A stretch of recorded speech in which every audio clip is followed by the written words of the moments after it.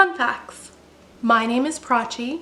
Lebanese-American poet Khalil Gibran once said, "The deeper that sorrow carves into your being, the more joy you can contain." And this is the March check-in for my no-buy year.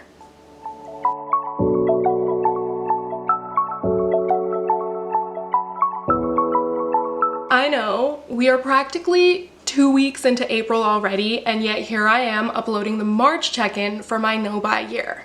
Those of you who've been watching my recent videos know that I was on the struggle bus in the month of March. In fact, I was what Jonathan Van Ness from Queer Eye would call strugs to funk. Baby bobbers is strugs to funk. That's struggling to function. Strugs to funk is what Bobby is. Bobby strugs to funk can't. This sort of like preface introduction section of this video is a little bit long, so I'm gonna put a timestamp around here for where you can skip to the actual meat of my March check-in, but I would encourage you to maybe like hear me out because I will talk a little bit about the weird formatting and style of this video. Now, some of you might have already clocked that I look very different in the thumbnail than I do right now. That's because the bulk of this video is actually going to be content that I shot within the month of March itself. Most of the time during the month of March, I was in such a depressive phase. By the time the end of March was rolling around, I was increasingly aware that I was going to have to film some kind of check-in, and I was kind of beside myself because I had no idea what to really make of the month of March. And so I had this idea on the night of March 31st to film a fake March check-in. A March check-in that would never see the light of day. It was supposed to be an exercise, or the conceit that I would use to be able to sort of really begin processing and thinking about the month of March. So I didn't use my actual camera, I didn't change, I didn't get ready because I figured no one was ever going to see this footage, ever. The idea was that maybe I would ramble about for like 30 to 40 minutes and then I'd watch these 40 minutes of footage, take some notes, and then use that to film a more polished check-in. That 40-minute video ended up being more than 2 hours long. Just so many things started clicking together in place. I had a billion epiphanies. I cried like 7 times. The thing about those 2 hours is that they were truly transformative. And had I not had all of the realizations that I had within them, I would not have made the decision when I got up the next day to start reaching out to people to try and make things right. So clearly the content of those 2 hours was super important, but as I was sitting there sort of trying to draft the new version of the video, I came to realize a couple of things. Social media is a culture of immense perfection.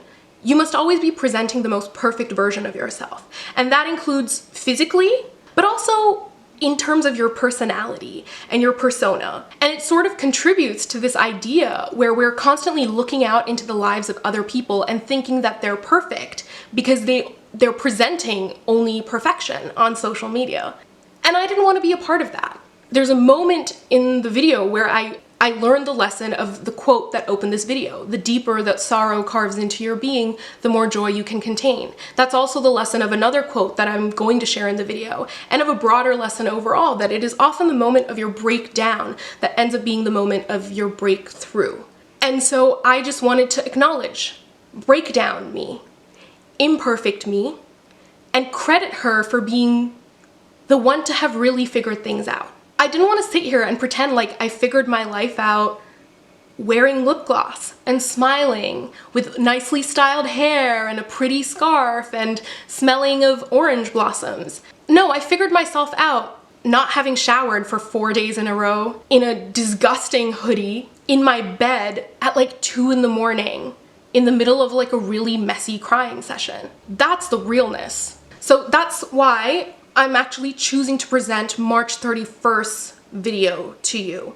Now, the flip side of that is like, well then what is April me doing here at all? There are a couple of reasons for that. Some are pragmatic. It was a 2-hour video, and part of the reason why it was a 2-hour video is because I was literally thinking out loud. I don't want to subject you to that. I think some cohesion and conciseness is necessary. Moreover, as I stated, I cried a whole bunch of times. And as committed as I am to presenting realness and authenticity with all of you, I think that there are certain things that are for me and me alone.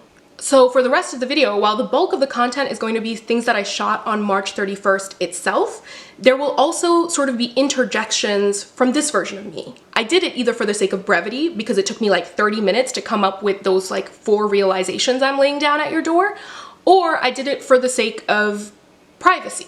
Oftentimes it was both. So that's the first reason why you're even seeing sort of April me right now. The second reason is a sort of more, I guess, like philosophical, wishy-washy, emotional, cheesy reason. I know when I'm really depressed, it feels like I'm never gonna make it out. And so I think it's important to be able to see March 31st me and second week of April me side by side. And to be able to see clearly the stark physical and emotional difference between the two of us.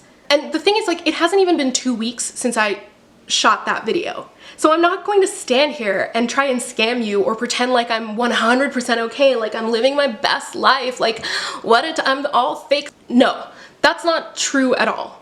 But what is true is that around the time when I shot that video, especially in the week preceding it, right, I was functioning at what felt like maybe a 20%.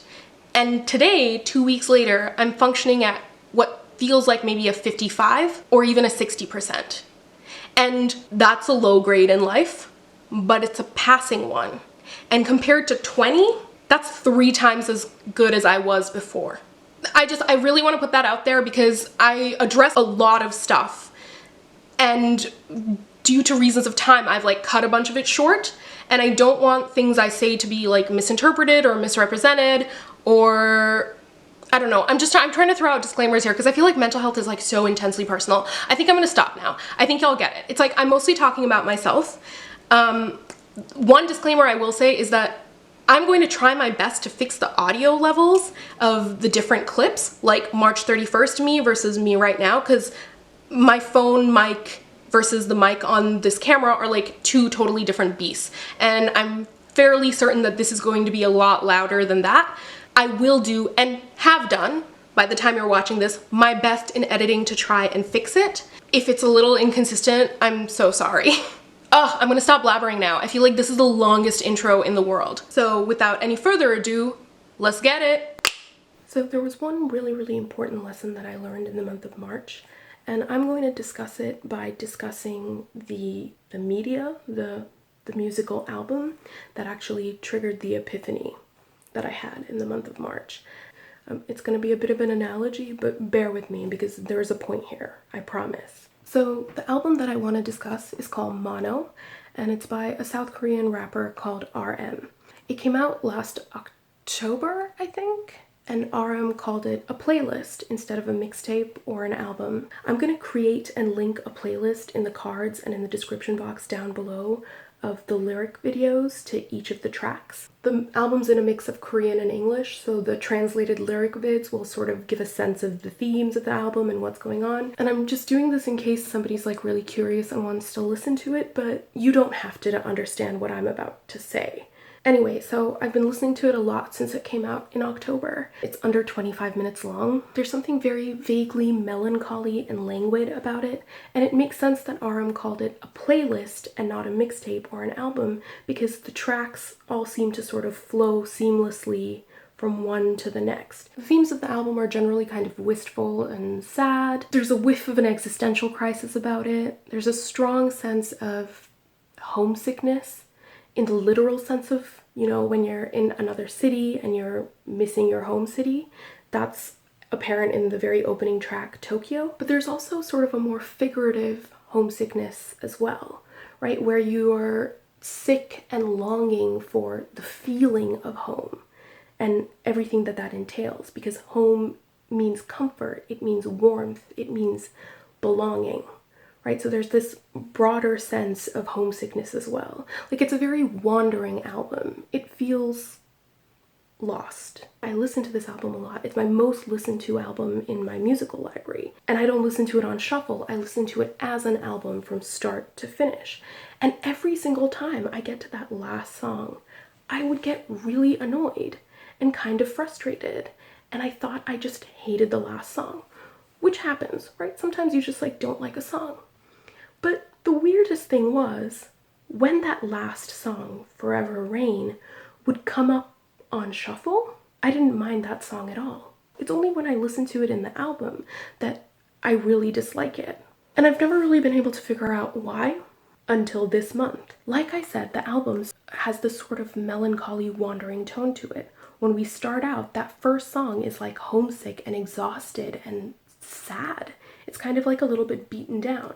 And what happens is we start in kind of this low place, and then as the tracks progress, there's a little bit of a sense of like up and down until we reach the third to last track. Now, that looks like the English words and good put together, but that's actually the phonetic spelling of a Korean word for the feeling of falling short or not being good enough. And that third to last track, good, the lyrics to that track, they're every single horrible 3 a.m. conversation I've had with myself when I'm like laying alone in bed in the dark. It's every terrible thought I've ever yelled at myself. The track is about what it feels like to fall short in your life. It's like devastating lyrically. Like to me on that album, that third to last track is like getting punched in the chest, because it truly is every sort of like dark and demeaning thought I've ever had about myself and where I am in life. And so by the time that song ends, I'm wrecked. And every single person who's listening to the album is wrecked. It's truly one of the most painful and low points on the album. And then this really beautiful thing happens. The track changes and we hit the second to last track, Everything Goes. And the way Everything Goes sounds is itself just sonically and musically optimistic. There's this repeated refrain of everything goes. There's also the repeated refrain of the Korean phrase, which means it will pass. Everything Goes takes all of the horrible sadness of Good and all of the songs that came before it that felt lonely and despairing and just sad, and it promises you that it will pass. Someday, for sure, certainly, it will pass. And the track builds beautifully, and right at the very end of the track, you actually begin to hear the sound of rain. It feels like it's like washing all of the pain and the sadness and everything away. It feels like a new beginning. It feels like he's transitioned out and grown out of that loneliness and that despair and that sorrow and that feeling of being a failure and falling short. Everything goes. Those feelings have gone. It has passed. He's good now. And then the most incredible thing happens.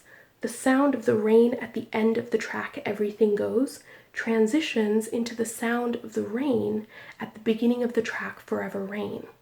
And right off the bat, the sound of Forever Rain tonally is really low.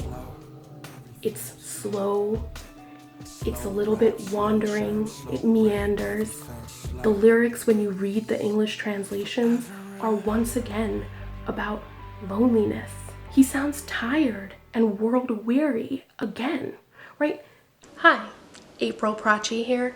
I get a little long-winded in this section because I had a series of epiphanies that took about 30 minutes to parse out. So I'm just going to summarize what I came up with. You know, he was dealing with all of these problems in the early part of the album, and then it seemed like he was fixing them and he was on an upward sloping path. And then it was almost like a sense of relapse, where the last song was sad and melancholy again. And I made him wrong for that, for daring to have accidentally succumbed to his old thought patterns. I felt like it ruined the perfection of the album, because in my head, a perfect album, and therefore a perfect life, is one in which maybe you have some problems and you figure out what your demons are, and then you fix it one time. You slay the dragon once, and then you are supposed to live happily ever after. And if, for some godforsaken reason, you beat back your demons and don't live happily ever after, those demons come back to haunt you, you're bad and wrong for that. You failed. And the problem is, I didn't just think that about the album. I thought that about myself. I said in my February check-in for my no-buy that I was over my depression. I said that with my whole chest in my February check-in. And the fact that in March, depression just came right back and hit me, I could not forgive myself for that. Somehow that was my fault. And somehow the fact that I had not vanquished that demon forever meant I was bad and wrong. My February check-in was everything goes. It was me being hopeful and telling you all that it's past, that I'm good now, that I'm no longer depressed. And then March happened, and it was my forever rain. I still made myself so bad and so wrong for daring to feel depressed after saying I had stopped being depressed. And that act of making myself wrong is worse for me than actually having failed in the first place. All that does is add like an extra layer of stress and guilt and shame that is paralyzing, and that then makes me feel so much worse and doesn't fix anything. There is nothing gained from this worldview. Here I want to interject to say that April me, after this video was done and I reached out to everybody, I reached out to my doctor, my university counselor, and my professor. And do you know what each and every single one of them told me? Why didn't you come to me sooner? I know why. Because I made myself wrong for having been depressed again. And then I sat there stewing in the guilt and shame because I was wrong and bad and a failure, and I was too embarrassed and ashamed to possibly show my face. That is what I mean by nothing comes from making myself wrong. And the reason why I bring this up is because for months now I've held on to this view that Forever Rain is a terrible ending for the album, and that it's a disappointment and a letdown, that Arm was wrong for that. And this month, listening to the album, something clicked, and I realized that Forever Rain wasn't wrong. That I was, in fact, I who was wrong. That I was hearing the album without actually listening to it. Because the track right before it is called Everything Goes. Everything goes. Not just the bad things in life, the way I had been projecting onto it. Because for me, that track had meant, oh, the worst times in your life will pass. That was the only way in which I was interpreting that track. When he says everything goes, when he says Jinaga, it will pass, for me, the it was only the bad things in life. But that's not what the song is called, and that's not what the song is about. The song is called Everything Goes. The sun rises, but it also sets. Summer will arrive, but so will winter. The bad times will pass, but so will the good ones. Everything goes. I made the album wrong because I perceived it as an imperfect portrayal of the fantasy way in which the world should run inside my head. When in fact, the album is a perfect portrayal of the way that life actually works. There will never be a day when you wake up and suddenly you're happy for the entire rest of your life. Life doesn't work like that. It ebbs and flows. You have good times, you have bad times. You solve a problem and you think it's fixed, and it can come back and haunt you years later. When you fight your demons, you win battles. You don't win a war. You know, and like bringing it back to my no-buy, because this is functionally a channel about my makeup no-buy. I have in my head this idea that I'm going to have a perfect collection one day. That one day, after I amass just the right collection of makeup items, and just the right collection of earrings, and just the right collection of skincare, I'll never want to buy makeup again, and my skin will be flawless for the rest of my life, and I'll always be fashionable and chic and perfect. That doesn't exist. There is no point in my life at which I will somehow have gotten to this perfect combination of makeup or skincare. The hunger will not be satiated. And you know, a part of me thought that the no-buy was going to break that hunger and that perfection and vanquish it to the far corners of the earth where I would never ever see it again. And that's not the way life works. The hunger never goes away. The problems of life never go away. I will always have problems because everything goes. And I know to some people that might seem like, I don't know, really pessimistic or hopeless, because I know that when I had that first half of that epiphany, I did feel very hopeless for a couple of days where I was like, well, shit, like if this is it, if there is no happy ending, if there will never be a point in my life where I wake up and I am just, all of my problems are solved forever, if I am doomed to have problems for the rest of my life, then what is the point? And the answer to that is that although I will continue to have problems for the rest of my life, wisdom and experience and age mean that I will address those problems more efficiently and differently every single time. And this has been born out of my own life experience so far. Because every single time depression has reared its ugly, stupid head, I have learned to recognize it for what it is and deal with it and move on with my life faster and faster and faster. When you deal with your demons and you vanquish them, those demons are not vanquished forever. But it does not make that act of having vanquished them useless, because every time you conquer your demons, you make it easier to conquer them the next time. And I have lived that in my life because I am getting better every time the bullshit of depression drags me down at identifying it and getting right the fuck back on up, faster and stronger than I was before. And March has been the month to really make me feel that to my core. That I will have periods of my life that go really, really well, and periods of my life that are filled with struggle, and that's going to be okay. Because everything goes, and it will pass, the good time and the bad time. But I'm going to get better at dealing with the bad time every single time. The hunger to shop will probably never go away, but I will be so much better at identifying and dealing with it at the end of my no-buy year than if I had never done it at all. I have an aunt. She's a very wise aunt, and she often says things like, it is only in the moment of struggle that you are able to grow.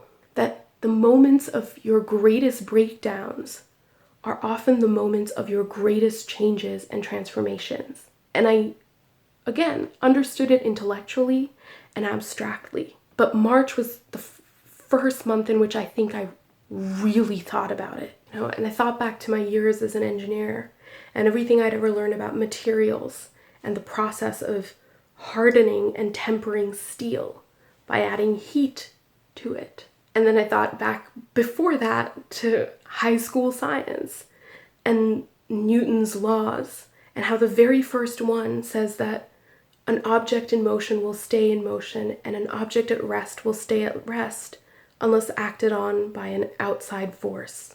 And then I thought back even earlier to elementary school when we learned that there are different types of rocks. Igneous rocks come out of volcanoes, sedimentary rocks build out of layers of sediment, and metamorphic rocks, which are created under intense heat and pressure that transform them into the things that they become. This wasn't some stale platitude that my aunt was trying to offer me to make life more bearable during a very crappy time period. She was telling me one of the fundamental truths of the universe. Change, motion, and transformation do not happen without some kind of pressure, stress, energy, force. March 2019 was the most stressful month of my life, but it was also the most transformational because the women in my family, like my aunt, they're truly incredible.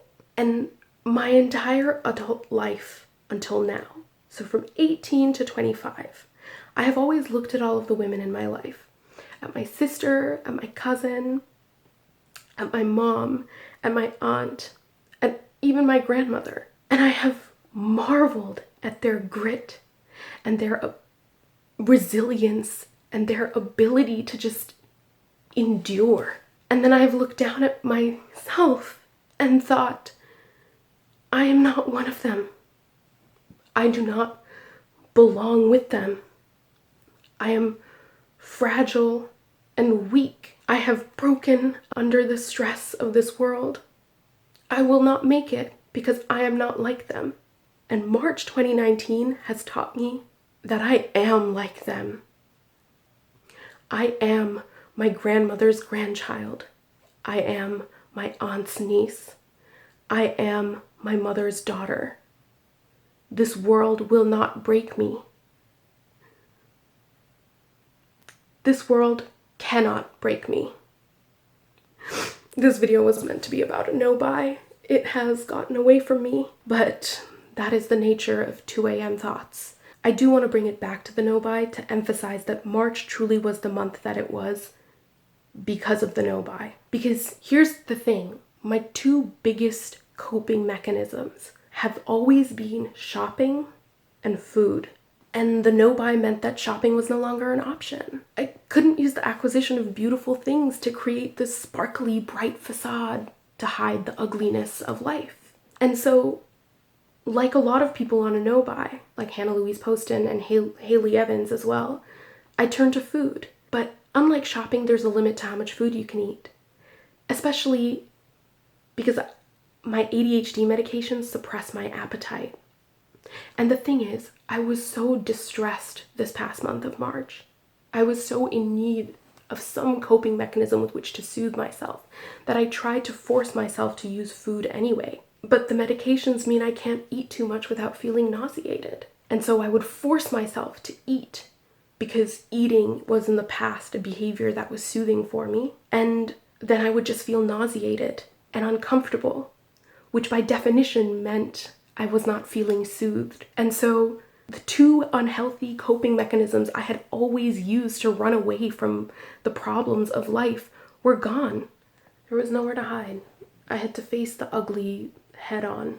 And I really need to say that had it not been for this YouTube channel, this month, March, would have been the month that I tapped out of my no-buy. I would have cracked under the pressure like an egg, and I would have just broken, and I would have gone out, and I'd have bought Telluride by Bobbi Brown and that NARS Exposed Cheek palette in order to make myself feel better. I know this for a fact because that's exactly what happened the last time I tried to do a no-buy. I tried to do a no-buy in November 2018, and when depression reared its ugly head in December and early January, once it got a bit too much, I tapped out. I made a very deliberate choice to break my no-buy. I didn't do that this time because I had this channel. And it's here that I really want to take a moment to say that I really, really appreciate each and every single one of the more than 200 of you that have subscribed to me since March 30th. I've read many of your comments, and I'm really looking forward to learning more about you and growing with you as the year progresses. And having said that, I really need to take a moment to shout out the 29 followers who were with me before March 30th, because it was actually the repeat commenters amongst you 29 that got me through most of March.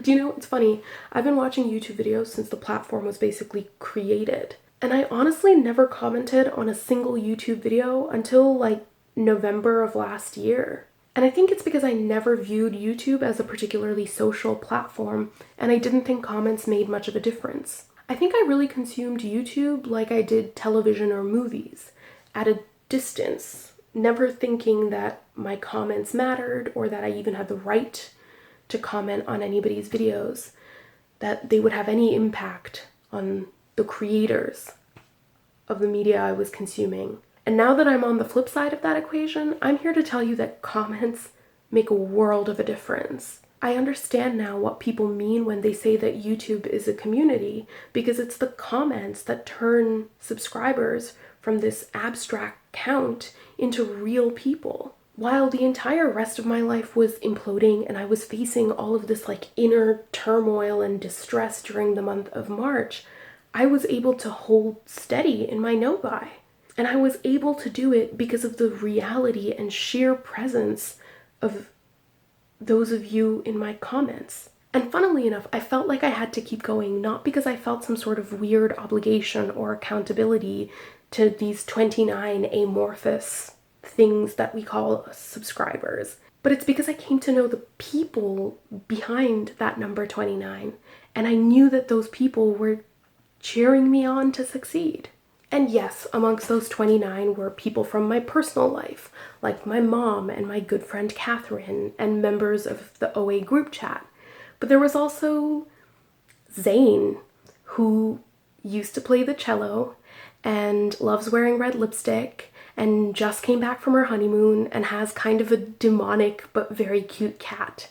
There was Ruknabal, who's suffered from depression and is currently job hunting and listens to a lot of French music and wants to own a Shiseido whipped powder cream blush. And there was Lori B, who only owned 4 outfits at one point in time, has the same Chanel cream eyeshadow that I do, and listens to non-English music with her son. There's Puppy Panda 381, who lives in New York and drinks coffee while she does her makeup, and made me seriously reevaluate and define what I mean when I say that I want to have a healthy relationship with my makeup. I stayed strong on my no-buy because of all of you. So thank you, truly, to all of you. Well, this video ended up going way differently than I thought it would. I thought it was going to be much shorter and calmer and less emotional, but I'm glad I said what I said and cried what I cried. You know, I usually record the intro of the video with the fun facts right at the very end.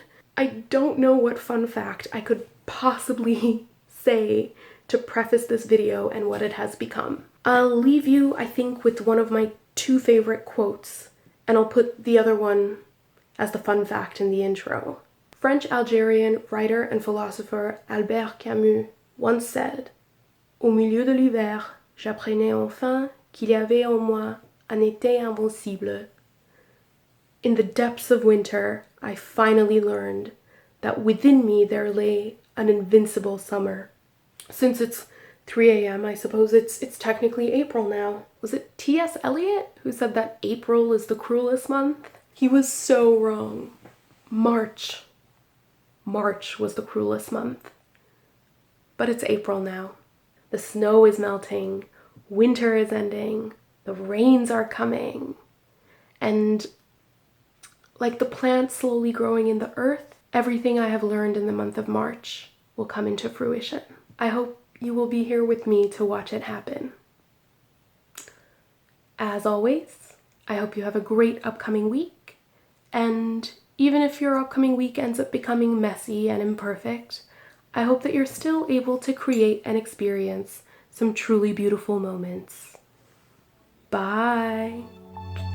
But you gotta be there for me too.